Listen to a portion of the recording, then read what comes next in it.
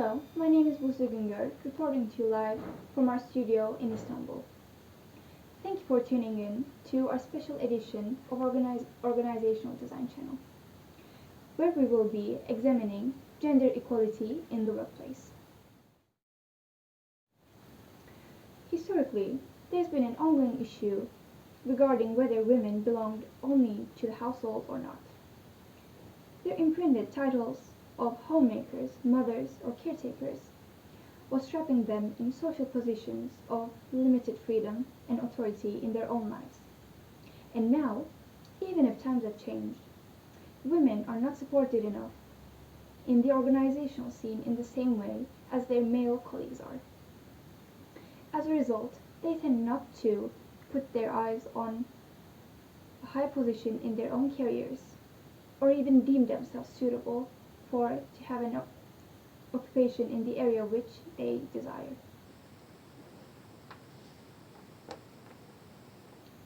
It should be accepted that the two genders are equally capable in their own professions. However, asserting the claim that we don't have our differences would be misleading. According to studies by neurologist Dr. Lydia Tchaikovska, the differences start on a level as basic as biological and psychological, visible through women's ability to cope with their emotions much easier. This ability therefore enhances their relational skills and results in a much more smoother way of cooperation in the work environment. Societies are beginning to embrace a new outlook towards the so-called feminine traits and perceive them as not things that would regress us as a society, but as values which would push us forward when put into the right environment. Right in this matter, companies have a major responsibility because of the reason that societies reside within organizations and result in the human capital of enterprises. So, in today's news, we will be analyzing this issue constructively, observing above all that our minds are not linked to our gender, and that success in organizations can be achieved by us all, by realizing our potential and utilizing our differences in the best way possible, as we do here in our studio. Now, on to my colleague Munir. Thanks, Buse. As you know, the world is celebrating great feats that women have achieved in the professional world, both politically and in the workplace. Recently, Kamala Harris was the first woman to take position of a vice president in the US. And it is no secret that makes significant progress. But the question is, and I bet you're all wondering, why did it take so long? Well, the answer lies in our beliefs as a society. Women till this day still struggle from many perceptions, not only labeling them as the weaker sex, but also believing that their place should be home, taking care of the family. According to research by the International Labor Organization in Gallup, of the 149,000 people across 142 countries surveyed, 29% of men disagree with the idea of working women. Personally, I found the latter quite shocking. It is what it is. But these sociocultural beliefs that are deeply rooted in our culture, they are the main contributing factors to the narrow career advancement for women. And now we head to Ricardo, who did some research of his own. Thank you, Buse and Munir, for providing us with the theories and facts of the matter. However, as true researchers, we simply cannot stop there. We wanted to know what the people of Italy really think about the issue, so we took to the streets and asked them a few questions. Let's see what Ricardo was able to find. Lei pensa che all'interno della famiglia l'uomo e la donna abbiano la stessa responsabilità nel crescere i figli? Sì. Ok. Un'altra domanda. Pensi che le donne debbano mettere in pausa la loro carriera a favore di passare più tempo con il proprio figlio nei primi anni di crescita? Sì, io sono d'accordo, sì, io l'ho fatto. Ok. Magari è anche interessante sapere cosa pensa. Ne voleva 5 Ecco. e 4 andando al lavoro. Perfetto. E se facesse lo stesso l'uomo, che opinione avrebbe a riguardo? No, penso sia penso che anche lui potrebbe farlo tranquillamente. Cioè, Quindi è tranquilla appunto nel lasciare la libertà sia alla famiglia in sé a vedere quello che magari I preferisce. bambini comunque fa bene, cioè papà Esatto. ce la fanno. Quindi comunque i bambini hanno bisogno magari però di una delle due figure in qualche modo che stia un po' più tempo nei primi anni. I giovani così, ma i vecchi di una volta andava a lavorare e basta. Ok. Come il mio.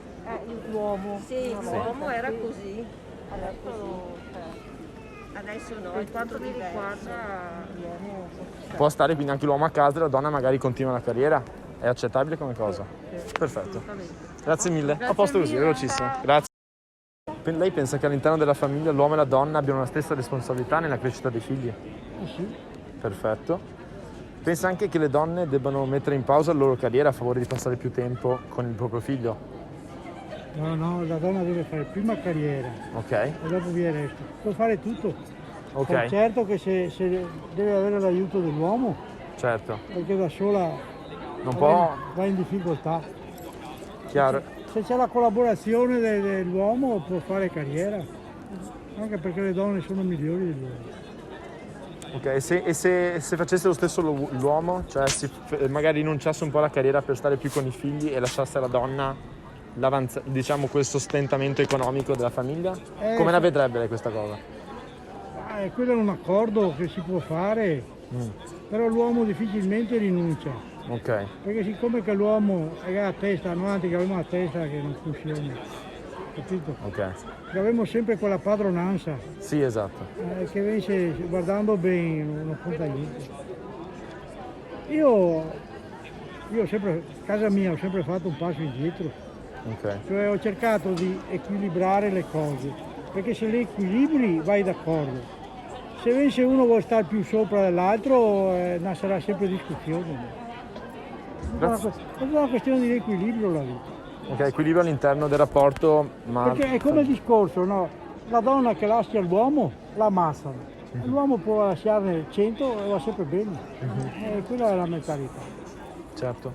Dimmi, hai finito? Io ho finito, grazie mille. Grazie mille. Ottimo, buona giornata. Ciao. Hello everyone. Today we have the opportunity to talk to Juliana. She's an old lady, she accepted our offer, so per favore Giuliana presentati. Pronto, sono qui, pronta a rispondere alle vostre domande. Allora Giuliana, lei pensa che l'uomo e la donna abbiano la stessa responsabilità nel crescere i figli? Io penso di sì. Giuliana,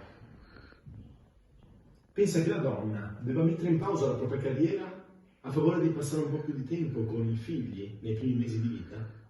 Sarebbe molto giusto, Perché dice questo? perché i bambini hanno bisogno della mamma i primi mesi di vita. Chiaro. E se facesse lo stesso l'uomo, che opinione avrebbe a riguardo, Giuliana? Beh, se lo sentisse di farlo volentieri, ben accetto. Grazie mille Giuliana, le auguriamo una buona giornata. È stato un piacere averla nel nostro programma. Arrivederci. Arrivederci, speriamo. Guys, always follow us and back to the studio, please. So far, we've looked at various perspectives of the struggle. However, perhaps the biggest marker of gender inequality in the workplace has been the gender wage gap. Some decline its existence and some fiercely protest against it year and year by. So what is the wage gap? Let's have a look. Commonly, you'd hear women make X cents on every dollar a man makes, on average. Our keyword here, average. This means that our statistic is overly generalized, taking into consideration the entire range of jobs in the workforce. In fact, studies have shown that women and men working in the same positions within same companies within the Western world have equal pay. However, what we really should be focusing on when regarding this issue is motherhood and the care penalty. As you can see here, after their postgraduate studies, women and men within same fields tend to have the same salary. However, as time goes by, women's salaries tend to get lower and lower as they hit certain milestones in life. These milestones are usually having children and growing their own families. So how does this correlate? By not allowing work flexibility, Women miss out on a lot of opportunities for promotion and professional growth that their male counterparts get to take advantage of, hence putting them in a lower position, effectively lowering their pay.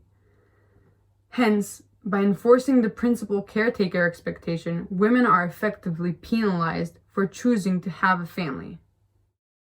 However, this doesn't mean that women aren't making significant progress. As Munir told us, women are breaking the glass ceiling every day. And today we have a special guest who, from his own personal experience, will talk a bit more about women breaking through in certain industries. Please welcome Pietro Vettore. Hi, I'm Pietro Vettore. I'm a DJ and music producer, and I'm here reporting live from my studio. In the last decade, we've seen many women break into industries that were precedently only male-dominated, and I think that clubbing and electronic music is one of them. The electronic music industry has always been, since its beginning in the late 80s, a catalyst for progressive ideals. But only up until recently, it has always been a male-dominated market. This started to change in the early 2010s, when the rising popularity of smartphones and the launch of social media such as Facebook and Instagram, this allowed many bedroom DJs to make it big and transform their passion into a full-time job. And this is also how many women that before were just ignored by the scene, this is how they started to become relevant. Now, in 2020, things are much different from 10 years ago, and now we have a huge number and increasing number of female artists that perform at electronic music festivals and clubs. And also there are now many women that work in the industry as promoters, club managers, tour managers. And this number is projected to increase even more because this year, as we can see from the Female Pressure Facts survey, which is a survey that analyzes the ratio between female acts and male acts at music festivals, this year the survey showed that 24% of festival acts was now performed by women. And we can see a huge increase from 2012 when the same survey showed that only 9% of festival acts was performed by women. This number is projected to increase even more. This is also representative of many other industries. And now, back to the studio. As we've seen so far, we are making strides towards complete integration and equality in the workplace. Women have fought and continue to fight this inevitable battle, and we are closer to seeing the light at the end of the tunnel. Change is inevitable, and change lies in our social beliefs. So it's time to hold each other accountable and make that change for the good of all. My name's Max. Thank you for listening to us on this special edition of Organizational Design Channel. Stay safe and stay strong. Goodbye.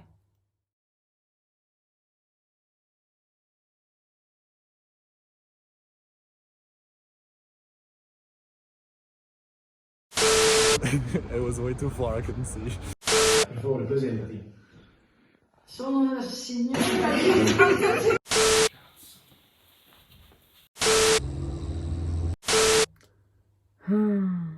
Per favore, presentati. Sono Giuliana.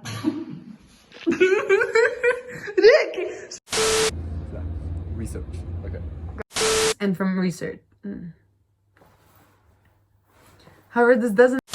Io sono qui pronta a rispondere ad alcune domande, poiché siamo un po' brevi perché sono un po' stanca. That's it? That's it.